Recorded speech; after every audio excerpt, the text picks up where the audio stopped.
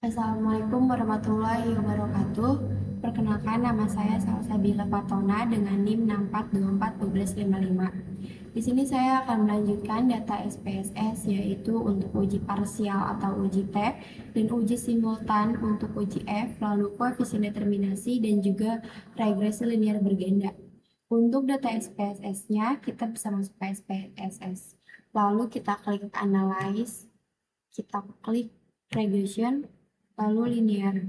Setelah itu kita masukkan total Y ke dependent, lalu kita masukkan total X1 ke independen dan total X2 ke independen. Setelah itu kita klik statistik, lalu kita checklist estimate, selalu mode fit dan juga part and partial correlation. Setelah itu kita klik continue, lalu OK.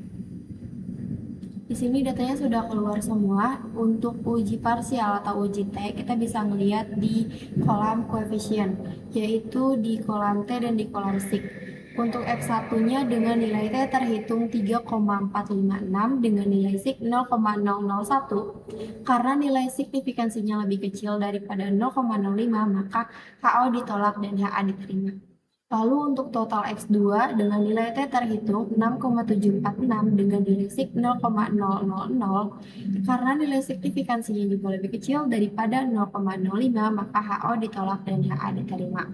Lalu kita masuk untuk uji simultan atau uji F, kita bisa melihat di kolom ANOVA, yaitu di kolom F dan di kolom sig.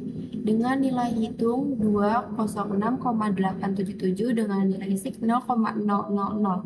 Karena nilai signifikansinya lebih kecil daripada 0,05, maka HO ditolak dan HA diterima.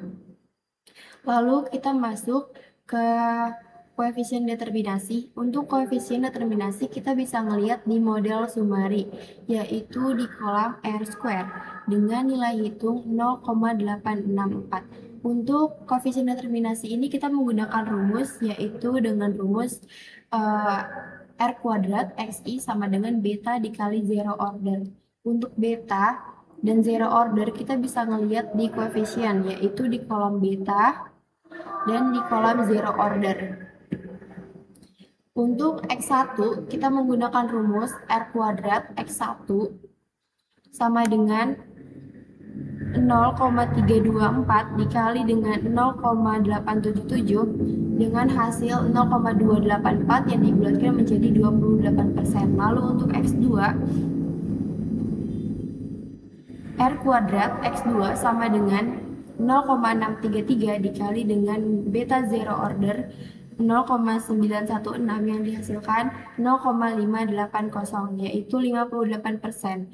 Artinya harga memberikan pengaruh sebesar 58% terhadap keputusan pembelian.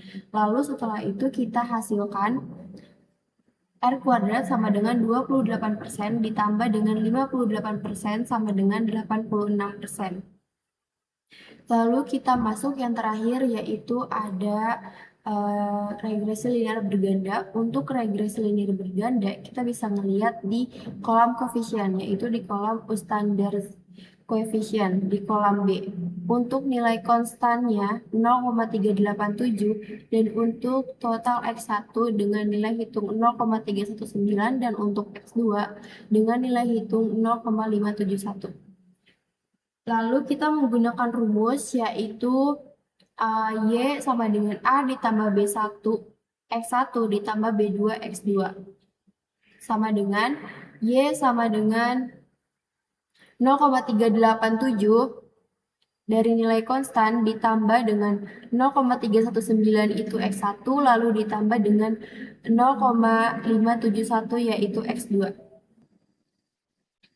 Lalu kita masuk ke penjelasannya, itu konstan A sebesar 0,387, artinya apabila variabel kualitas pelayanan X1 dan harga X2 bernilai 0, maka keputusan pembelian Y akan bernilai sebesar 0,387. Lalu nilai koefisien regresi B1, kualitas pelayanan X1 sebesar 0,319 menunjukkan bahwa setiap peningkatan kualitas pelayanan sebesar satu satuan dengan asumsi variabel harga X2 tetap, maka keputusan pembelian Y akan meningkat sebesar 0,319 satuan.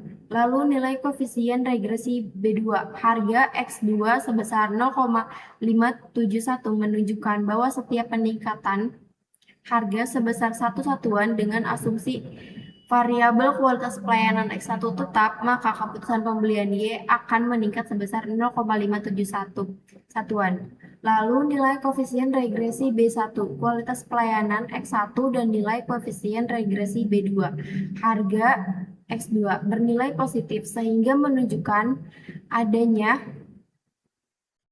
hubungan yang searah dengan keputusan pembelian Y. Artinya, semakin baik kualitas pelayanan dan semakin sesuai harga yang ditawarkan, maka keputusan pembelian konsumen akan semakin meningkat.